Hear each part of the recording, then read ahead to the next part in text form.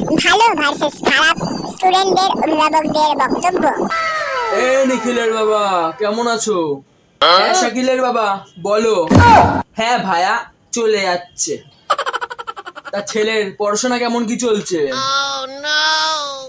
হ্যাঁ আমার ছেলে একদম পড়তে বসে না গো বাড়িতে।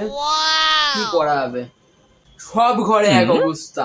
তবু আমার ছেলে তো ভালোই পড়ে, ঘরে সবসময় বই নিয়ে বসে থাকে। আর কি বলবো তোমাকে। ঠিক আছে পরীক্ষার পরে দেখা হচ্ছে, আসো তাহলে। যে ভাইয়া দেখো, দেখা হচ্ছে তাহলে পরীক্ষার দিনে। আসি। এক্সামের পর অভিভাবক ও নিখিলের বাবা, আমার ছেলে রেজাল্ট কেমন কি করলো? হ্যাঁ শাকিলের বাবা এই তো 700-তে 695 পেয়েছে। আমার তো পোড়া কপাল, ছেলে 24 ঘন্টা বই নিয়ে বসে থাকতো, তাও পরীক্ষায় 700-তে 175 পেয়ে বসে আছে, ভাবা যায়? ঠিক আছে আসো।